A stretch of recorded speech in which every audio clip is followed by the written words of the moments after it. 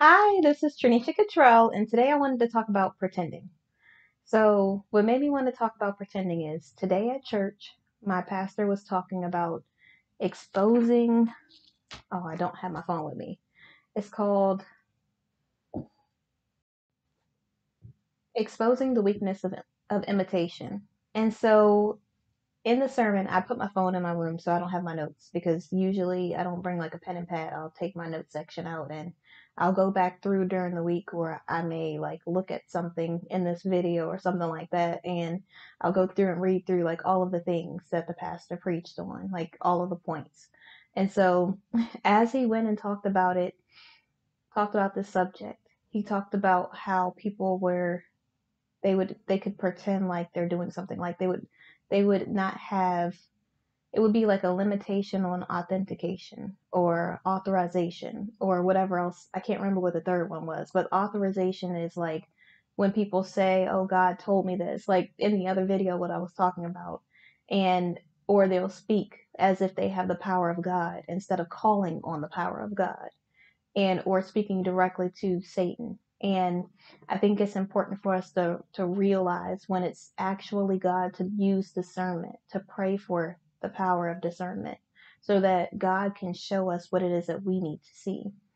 And for me, when I say things like, you know, when I had a revelation about something or I'm reading the Bible and God is speaking to me, I'm not saying it because I'm saying this is for everyone. I'm saying it because this is what I got out of the situation. This is not me saying that I just know everything. Like I don't want to ever claim to know everything. Like earlier today, this is a good example. Earlier today, I was supposed to be going. I had a dream the other night that I was talking about in the one video, and it was like so beautiful. It was really just like God showing me what my future could be, and it wasn't like I knew how it was going to happen or where it was going to happen or what was going to happen. I just saw like one thing, and that one thing made complete sense. Like everything that I've been through, it makes sense that it would lead me there. And I felt so much peace about it. Like it didn't feel like it was something that I have to do. It didn't feel like something that I have to make happen. It felt like it was going to happen the way that God intended it to happen when it was going to happen, like at the appointed time. And it was just so beautiful the way that things had fell into place. Like he was showing me my past and the things I've been through, and what my future could look like. And it wasn't just like everything. Like I don't know anything that I have to do, or any, like I don't have a manual on how it's going to happen.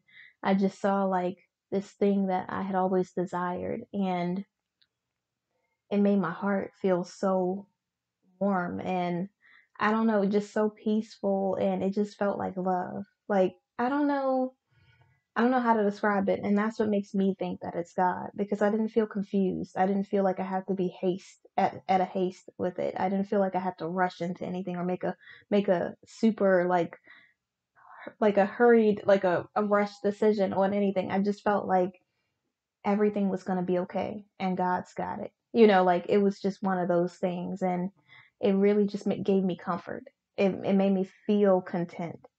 And so I just think that it's so important for us to realize, like, especially when you're on a platform like this, or even when you have like family members or friends looking up to you or coming to you for your opinion on things because you might be close to God, they can build their own relationship with God. Like God will reach you where you are. So I'm not saying things because I want everyone to just follow the leader and do what I'm doing, because God's plan for my life might be completely different than his plan for your life. When I say things, it's usually because I'm just telling my story, because I'm hoping that I can speak life into someone that's around me, or they could see the struggles that I'm going through and see that they can make it through as well. It's not because I'm trying to make it seem like I have all the answers ever, because we know I don't. And when I was thinking about how some people like pretend like they hear things, and it made me think about how some people will say, God told me that it's gonna be like tomorrow is gonna be your day, and it's like, okay, if you have the right mindset and you're thinking in a positive light, tomorrow is gonna be your day. But it's not just because God told you that. And I'm not like neglecting, I mean, not neglecting, I'm not trying to make it seem as if people in this world who do hear from God aren't telling you the truth. I'm just saying that when you build your own relationship with God, you don't have to try to seek the approval or the message from someone else. You will be able to discern and you will be able to have that relationship with God already. So when it comes to your life, you will know what you need to do. And I think it's important for you to build your own relationship because let's say me and Susie have similar backgrounds. We went through some of the same things in the past. We want the same type of future. God may say for me, I need you to do this, to go on this journey, this place, to do all of these different things so that you can build your confidence in this area and be more stern in this area. Susie might already be stern. She might need to be a little softer. God may say that you're going to have to soften your heart a little for me to be able to introduce you into to rooms and places like this because even though we have the exact same story or similar stories, our journey can't be the same because my areas of weakness that God is going to help me strengthen are going to be different than hers. And we might talk the same, we might joke the same, but we don't have the same type of, we're not the same person. We might have God in us, but we are not the same. And regardless of what it is that I do, when I see people try to copy paste my life, I always try to tell them that they need to seek God for themselves. They need to have a relationship with them for their selves because just because God's telling me to do these random things that don't make any sense to me, that seem like they're working out, doesn't mean that you doing these random things is going to work out for you. And I could see people struggling, like people who are trying to copy paste my life are struggling. They're like having a hard time. They're putting all their expenses into something that God didn't tell them to do. They are trying to dress like me and they're like going the same places that I go. And I'm like, I'm going this place because God's leading me there. I'm not just going this place because I'm seeking money or I'm seeking, whatever else it is. I'm seeking God. I'm trying to stay focused on God. So when I do these random things, it's because this is what God told me to do. It's not because I'm just following the leader or, something else. It's always because I'm being super intentional about what it is that God wants me to do for my life.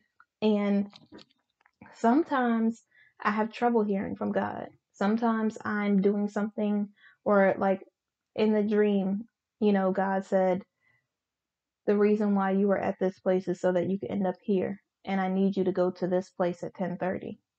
And I know that sounds weird. And for me, it was weird. And I was just like, doesn't make any sense. Usually when it doesn't make any sense, it's God. But I couldn't tell if it was something that, because it's something that I wanted. Like I didn't want to prematurely make it happen like I did in the past when I jumped 3 months ahead of schedule with one person who, I mean, I feel like things would have been totally different. I don't know if I feel like fate is inevitable.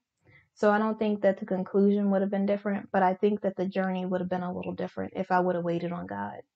And it could have been something that we both needed. Like maybe I needed to be softer in this area, or maybe I needed to be a better communicator, and I could have learned that through this person or they needed to know that not everyone is out to hurt them or that they could really like there's still good people, just like I needed to know that there was still good people out there and we could have really been there for each other just as friends or whatever else. But because whenever you deviate from God's plan, it always ends a catastrophe or it always ends up horrible or like so out of order and like just dysfunctional. It just doesn't end up the way that God would have intended it to if you would have just followed him. So when it comes to my life, I try to always make sure that I'm staying focused on God. I'm doing the things that God wants me to do. If God like when God told me to go to this place at 10:30, I had every intention of going there. And then I get up and I'm like, okay, I don't know if this is God or not. I said, God, if this is you, please wake me up in time so that I will be able to go. God wakes me up and I don't know if it was the adversary because it was part of God's plan or if it was just me being in my head. But I woke up and I was like, oh my gosh, it's too late. I can't go now. So I turn over to go back to sleep and about 25 minutes later, I wake up again and I look at the thing and it says I would arrive at the time the thing started. So if I would have gotten up exactly when God woke me up and gotten ready, I would have been able to be there. right on time at the time that God had intended for me to be there.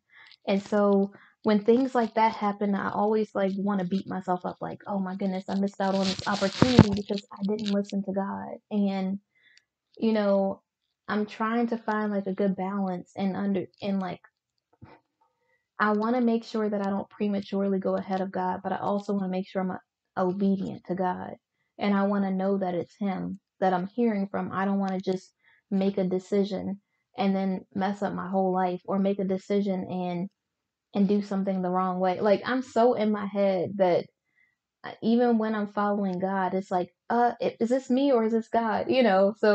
So don't ever feel like I just have all the answers or you're gonna have all the answers. Sometimes you have to take your time to discern. And for something like that, I didn't have any time. It was literally I got up and I needed to go.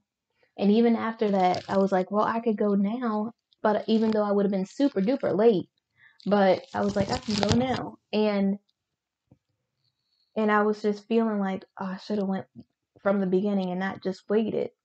And I just felt so like, oh my gosh, like I went prematurely. Now I was about to go and I just completely stopped. Like I didn't do anything. I just didn't take any action at all. And this could have been something that God used for my future. And now it won't be part of my story. And so it's just like, but then I know that God is the God of abundance, but I also don't want to be the type of person who constantly keeps making these decisions or like passing up on opportunities. Like I passed up on the opportunity the previous week, and then this was another opportunity to be at that thing. And so I was going to go, or it might have been another possibility. I don't know if it was just going to test my obedience to God. Like, okay, I went, so I'm being obedient. And it wasn't for like that thing, or if it was just this was another opportunity for that exact thing. So I'm just like, I don't know. And part of me is like, I just didn't want to do anything because I didn't want to do it if it wasn't God. But Satan doesn't just control your thoughts. He hops onto the thoughts that you already have. So like let's say I'm sitting here and I have a thought like I'm not good enough. Satan will replay that over and over and over again in my head to hop on the thought that I've already had to make me feel worse about myself. Like he won't just come in and give you it. He doesn't plant an idea in your head. He will position things in your way, especially something that he knows that you like. Like let's say you have a weakness for uh girls that are just like not good people. That that just they like they look good, but their personality is horrible.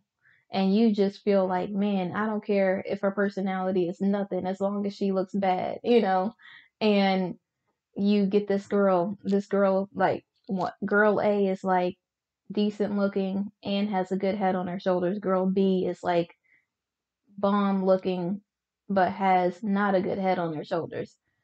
Satan will make this thing louder, brighter, more more appealing, sitting there looking, and nothing's wrong with girl A at all. It's just this is what your type is. This is what you like. This is the type of things that you're looking for that you've looked for in the past that have led you nowhere.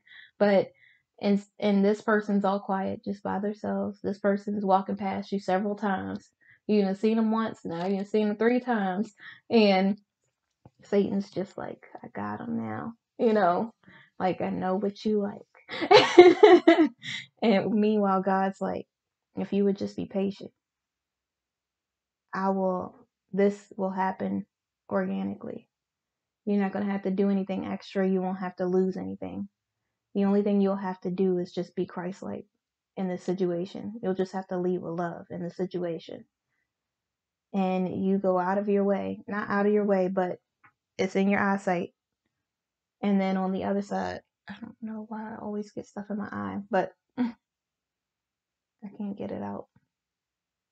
Okay. But yeah, you'll literally this thing will look so appetizing. It's not just like something like, oh, okay, whatever.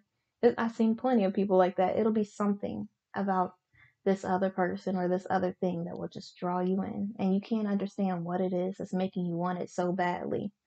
And it'll just look so pleasing. Like it'll seem like it's going to be so gratifying. And it's not, it's just an instant gratification. Meanwhile, this thing could have had longevity. It could have lasted forever. It could have been something that could have brought you to your full potential.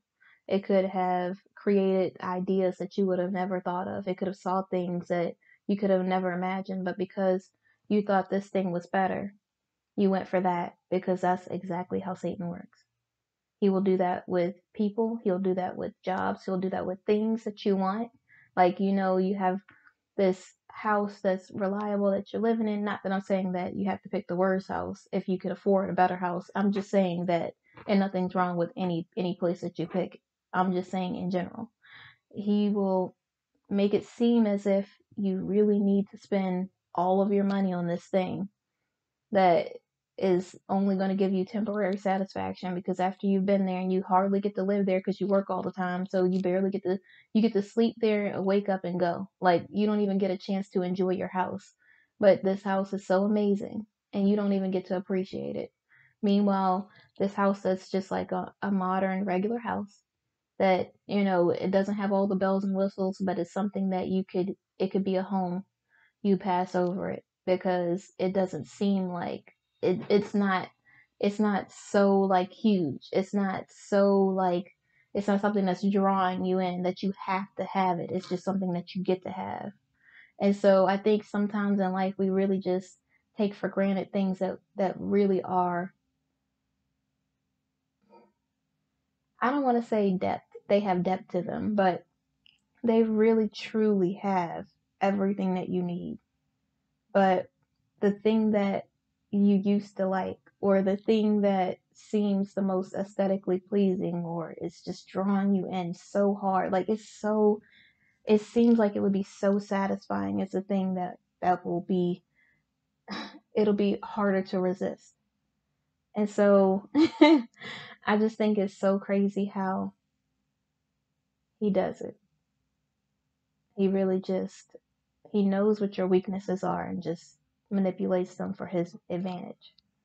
And I know some people are probably thinking, some people are like that. Yes, it's true. And don't just call them that name. They are just people who are messing up just like you and me. And so it's just one of those things. But when we think about faking it, when we think about not being authentic, it really makes me think about how some people can just pretend like they're Christ-like, or pretend like they're good, or pretend like they're doing the right thing, and really they're not. They're not trying to be better. They're not trying to do better. They know every single verse out of the Bible. They know every scripture. They know how to just quote it the right way. They know how to get attention from the crowd or whatever else. But when it comes to having that true relationship with God, to having a real authentic relationship with God, it's like they are just as lost as everyone else. And for me, when I'm living my life and I'm doing something, some things I have to like really get on myself about. Like when I do these videos, most of the time they're for me so that I can keep myself in line, because sometimes I'll be out of pocket. Like for real, sometimes I'll be like beside myself. And I don't do it intentionally. I'll just be like doing stuff and I'm like, okay, I'm doing this, this, and this. And I'm so used to the haste of things. I'm so used to just constantly doing something that when I actually have a moment and I feel like I need to be busy to make things happen, when God is really just saying, just work and then rest. And when I work and rest and I'm obedient to God, things just happen naturally. When I try to make things happen by hustling and just doing so many things because I feel like that really makes it so much better, nothing happens. Or like barely anything happens. I feel like I just overexhausted myself for no reason. And even when it comes to like people in my life, sometimes I do things and it'll be weighing heavy on my subconscious. Like God will be like, that's wrong. And I'll be like, you're right, God. Like I need to get it together. And I'm really trying to do better. And I know I'm not going to be perfect. And it's just some things I do, it's like, it's good that I read the Bible. It's good that I'm listening to scriptures. It's good that I'm in church and Bible study. It's good that I have a relationship with God. But how am I treating the people in my life? How am I treating the people that I work with? Am I being a good worker? Am I being a good steward of my finances? Like things like that really truly matter. Sometimes we feel like being a Christian just means knowing the word, but you can know the word and not live by it. And I think when you're a real true Christian, when you're really Christ-like, it means that you are walking by faith and not by sight. It means that you are really walking like Christ. You are picking up your cross every day. I mean, you are putting on your whole spiritual armor to battle everything that's coming at you psychologically, physically, emotionally, spiritually, whatever it is. Because you will need the word to combat that. You will need a relationship with God to combat that. You will need to be leading with the best intentions to combat that. You can't just be nasty to people and read the Bible and then think that God is going to bless you or think that you are really being Christ-like. I don't think, I know it's not always easy being nice to everyone because some people really do try you or some people really do want to bring out the worst in you, but you have to remember that you're not doing it for them, you're doing it for God. God is way more important than anyone else's opinion in this world. And it's so funny because when I first started this journey, God had me go up to this person who really truly did something so cruel to me. Like they don't owe me anything, but they were so disgusting towards me. Like they really were rude, disrespectful. They only were thinking about themselves like most humans do. We all think about ourselves. And just not the nicest. And God had me go to this person and have a conversation with them and say, it was actually easy, surprisingly. I thought it was going to be hard. Like I felt like a little awkward because it was weird for me to even reach out to someone who was that rude, but it was it really did bless me. It made my heart feel whole. It made me feel Christ-like. Like it really just felt like amazing. It felt like any weight or burden that I could have been holding or resentment that I could have been holding towards that person was gone. Like I had nothing to hold against that person because they can't live my life for me. They can't be, walking on my path for me. They can't give forgiveness for me. I have to forgive for myself. And when I did it, it really made me think about how people say you got to forgive for yourself because you holding on to something that's hurting you is only hurting you, or something that someone that did you wrong or whatever else is only hurting you. And it's true because it felt like I was lifting off bricks off of my back, off of my shoulders that I didn't even know I was carrying around. Like, I don't know if that makes any sense, but it really did feel like that. It felt like I was lighter. It felt like I was freer, and it felt like it allowed more positivity to enter into my spirit because I was getting rid of all that negativity. And I think it's so funny because I reached out and I just said, "Hi, how are you?" I said, "Hey, this is such and such." And they just said, "Hey," and I said, "I just wanted to call to check up on you to see if you are okay." And it was like a long, awkward silence. And then they were like, "Oh, wow, like, yeah, I'm okay." I said, "Okay, I just want to make sure that you're good. And I wanted to let you know that I can't remember what it was that God told me to say, but I said that." And then she was like, "Okay, I really appreciate you doing that." Like, it was really like, I don't know how to explain it, but it was freeing. It didn't feel like I had to hate or resent or feel like any type of way towards this person. It just felt like, okay, I mean, now that that's over, I can move on with my life because it's nothing holding me back. It's nothing making me feel like I have to be like holding all this extra hatred or like, any animosity for no reason at all when we have nothing to talk about anyways. Like, it just allowed me to just have a clear head, and God allowed me to do that. Like I if it wasn't for God, if I had to do this on my own, I would have never even thought of something like that. I would have just been like, okay, whatever, I would have just went on with my life, and I would have had that heavy burden, heavy sheet, weighted blanket holding me down, not allowing me to be able to walk in the strides that God set forth for me to walk on the path in my journey. Like I would have just been bogged down by resentment. And that's not how God intended for us to live. He wants us to live a peaceful, hopeful life. And yes, there will be trials and tribulations, but He will be there with us. And in order for Him to take us there, we have some things we have to break off of us. We have to get rid of the hate, the resentment. We have to get rid of animosity. We have to get rid of jealousy, insecurity, anything that is negative that is living in your spirit. We need to just release it. And I don't know if you need to write a note, write down words that of the feelings that you have, write down people who have wronged you, write down whatever it is that you have to do and just burn it in a very safe environment. I have to say that because I'm on a video and some people just go all they just they just run off in the plug, like run off on the plug, just like I'ma just be about that life, just doing regular, like random over the top stuff that nobody said to do. And I'ma just do it in the most dangerous way. Like, don't do that. Really just be safe whenever you're doing anything. And don't just be like, I heard someone say this. So without discernment, without anything else, I'm gonna just go do this. Like no, no, let's not do that. So yeah, just write a letter to the people that have hurt you. Not that a letter that you're blaming people, but just a letter to release it from your spirit.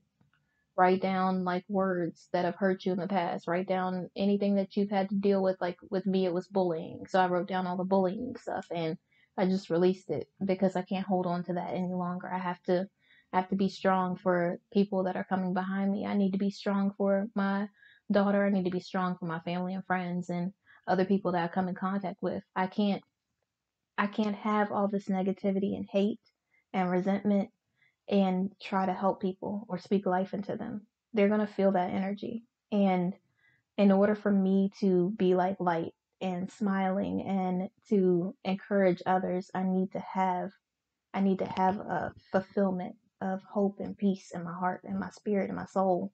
So when I run into other people, like even when I think about like God presenting a person into my life, when God sends the person that's for me, they're gonna have to be someone who uplifts me.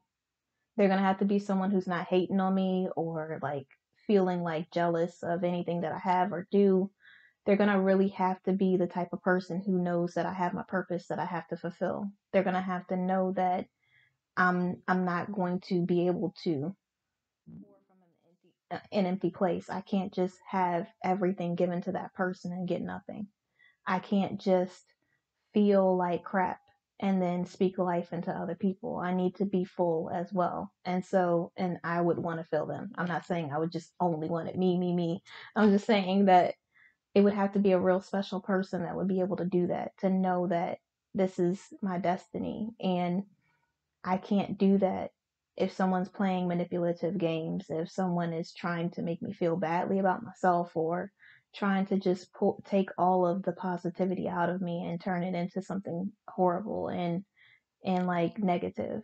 I really need to be in a good place, a good headspace, like mentally, physically, emotionally. I need to be at my best so that I can help others. And I can't do that if I'm with someone who either doesn't know like where they're headed or they don't know who God is or they feel like they need to tear me down to feel strong. I would need to be with someone who's confident in who they are already. And that's not a lot of people. Why did I say it like that though? But anyways, let's not keep on harping on that subject. So in conclusion, it's so important to not pretend, especially when it comes to God, because God knows you. He knows every hair on your head. He's known you before you were born. Jeremiah, I think it's 1:5a. And he's the Alpha and Omega. He knows everything. So while you're out here fronting, pretend like, you really got it like that. You're really doing all of this stuff. God is like, nah, bro. like, like I see you. Like I really see you. So, so you can't fake it with me. Like either you're gonna come to the table real so I can help you and meet you where you are, or don't call my name. Like, no, I'm just kidding. just, just, yeah. Mm-mm-mm. You really got to be real with God, though, because God sees everything. He knows everything. He's all knowing. So every time you try to pretend for someone else, that person is not God. So while it may seem like it's beneficial for you to pretend like you're someone that you're not for to please other people around you, that hurt that you feel on the inside, that empty space that you're feeling, that insignificantness, if that's a word that you're feeling, is because you are lying to yourself. And you can only lie to yourself for so long before it starts breaking you down. So when you really look yourself in the mirror, you have to be really proud of who you are. And in order to do that, you're going to have to be real. You can't fake it. You can't, God should be the only one that you're trying to please, anyways. I mean, of course, you want to love and honor the people in your life. And you have to know that God is number one. So every time you think about lying about something that you know you're not doing good at, take it to God and ask Him to show you where your weaknesses are. Show you what it is that He needs you to do so that you can be everything that He created you to be, nothing more and nothing less.